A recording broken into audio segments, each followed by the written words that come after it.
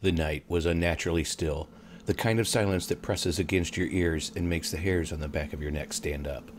Jake Parker had been out in these woods hundreds of times, but something felt different this evening.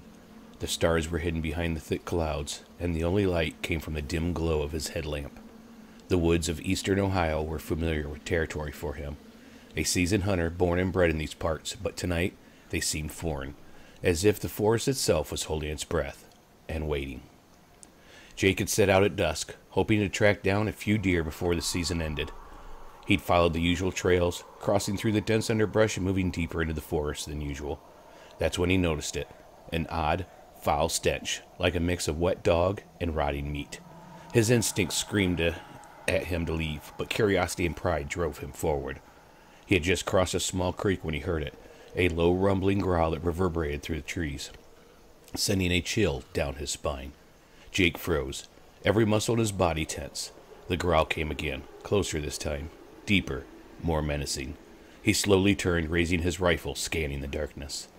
Then, just at the edge of his headlamp's weak beam, he saw it, a massive figure, easily 8 feet tall, covered in thick, matted fur.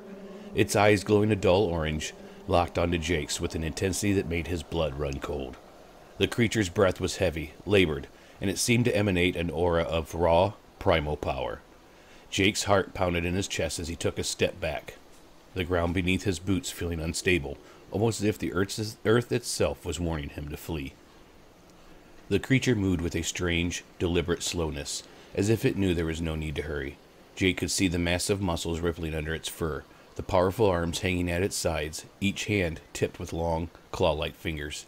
Its face was the stuff of nightmares, a grotesque blend of human and beast, with a flat nose, a wide, gaping mouth filled with sharp teeth, and those eyes. The burning eyes that seemed to look straight into his soul. In that moment, Jake knew he was face to face with something ancient, something that didn't belong in this world. He didn't wait to see what it would do next. Without a second thought, he turned and ran, crashing through the underbrush, branches whipping at his face, lungs burning.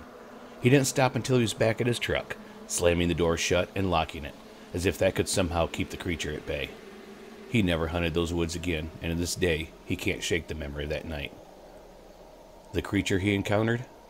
The Ohio Grassman. All right, first I'd like to thank you for joining me on this one again.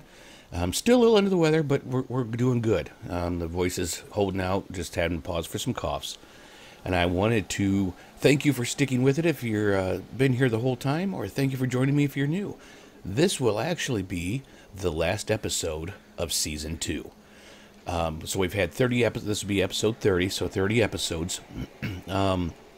We are starting a new series. I'm taking just a short break to get things around and try to get the second book written, because I have it done. I'm just in the editing kind of now, in case anybody's interested in that. Now, the next one, we're going to veer off from where we're at right now, because we've covered just the United States so far in Season 1 and 2. Season 3, I will be releasing a trailer hopefully here soon. So, because I'm recording this one actually about 2 weeks ahead of time. So, hopefully that gives me enough time to get the trailer I want done and get it out there so you can get kind of a taste of what the next season's going to be. And I think the next season will run probably, maybe 30 episodes again. We'll see. That's what I'm shooting for, is another 30 episodes, so, and back to back, so that'd be 30 weeks straight. Okay, now, back to the show. The Ohio Grassman, a terrifying cryptid, has haunted the dense forests of Ohio for generations. Oh yeah, and I forgot to mention, this is a reason I chose this one is because I'm in Ohio, so this one kind of is close to home. The beast towers between 7 and 9 feet tall. This beast is a monstrous figure, a living shadow that seems to move between the trees with an unnatural grace. Its body is covered in thick, matted fur, varying in color from deep earth tones to almost jet black, blending seamlessly with the surrounding wilderness. The Grassman's most striking feature is its eyes, deep set and glowing with an eerie, otherworldly light that's been described as ranging from amber to a fiery red, depending on the encounter. The creature's face, while vaguely humanoid, is twisted and grotesque. Its nose is flattened, almost like that of an ape, but its wide mouth, filled with jagged, yellow teeth, is far more sinister. The jaw seems too powerful, too predatory for a herbivore, leading many to speculate that the Grassman might be an opportunistic carnivore, or at least a scavenger. Its hands, large and powerful, are tipped with claws that could easily rend flesh or tear through thick bark, making it a creature of immense strength. According to local legends, the Ohio Grassman is more than just an undiscovered animal. It is a relic of a bygone era, perhaps a remnant of a species thought long extinct, or a creature that has adapted to survive by remaining hidden from human eyes. Some believe it to be a guardian of the forest, a being that keeps balance in the wilderness, while others fear it as a harbinger of doom, a beast born from the darkest corners of the earth. The Grassman is said to inhabit the dense, often unexplored forests of Ohio, particularly around the foothills of the Appalachian Mountains. Its lair is rumored to be within the thickest parts of the woods, where the trees grow so close together that they create a natural fortress, a place where the light struggles to penetrate. Caves, abandoned mine shafts, and dense thickets are all believed to be potential hiding places for this elusive creature. It is thought to be primarily nocturnal, stalking through the woods under the cover of darkness, its presence often betrayed only by the faint sounds of rustling leaves or a distant guttural growl. The Grassman is also known to be fiercely territorial, with reports of aggressive encounters where it has chased away intruders who ventured too close to its domain. Its diet is a subject of much debate, with some suggesting it feeds on roots, berries, and small animals, while others believe it might be more ominous predator. Yeah, ominous. I was thinking omnivore, taking down larger prey with the opportunity when an opportunity arises. See, now I got all off there. Okay, let's focus. The Grassman's coming. One of the earliest and most chilling accounts of the Ohio Grassman comes from 1869, when a family living near the town of Minerva, Ohio, reported a series of disturbing encounters with a creature that defied explanation. The Claytons had lived on their homestead for years, but everything changed one summer evening when they heard strange noises coming from the woods surrounding their home. At first, it was just the sound of branches snapping and an occasional low growl, but then they began to notice something, or someone, lurking in the shadows. The creature would come at dusk, just as the sun was setting, standing at the edge of the forest, watching them. The family described it as a massive, hulking figure, covered in dark fur, with eyes that glowed like embers in the twilight. The Claytons' livestock began to disappear, and they found strange, large footprints around their property, each print deep and clearly defined the soft earth far too large to belong to any known animal. One night, the family patriarch, Henry, armed himself with a rifle and waited on the porch, determined to protect his family from whatever was terrorizing them. As the night grew darker, he heard the now familiar growl, low and menacing, coming from the trees. Suddenly, the creature emerged, moving with a frightening speed. Henry fired his rifle, the shot echoing through the night.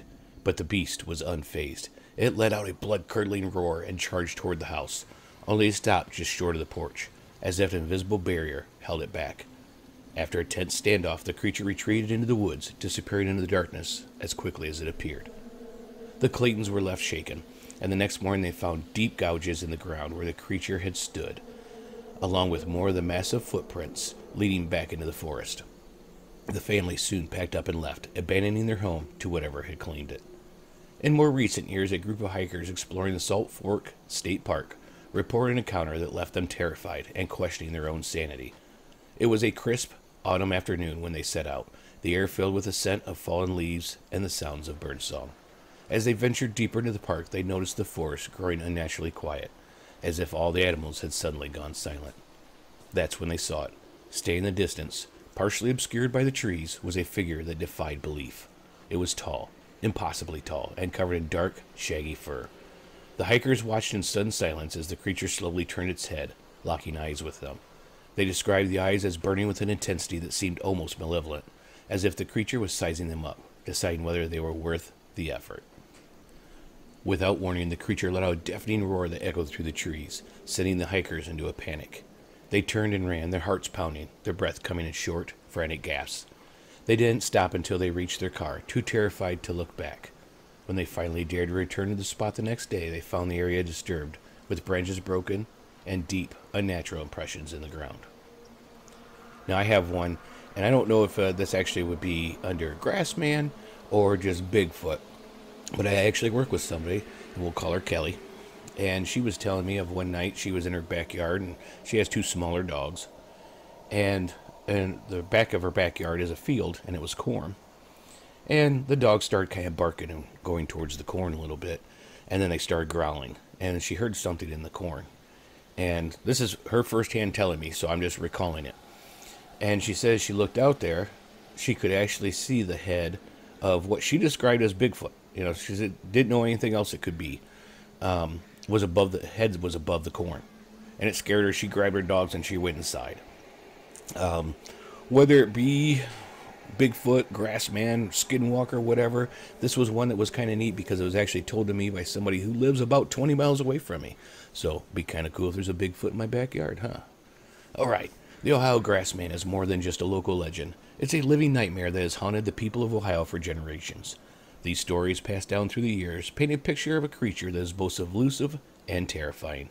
A beast that exists on the fringes of our world, waiting for the next unsuspecting soul to stumble onto its domain.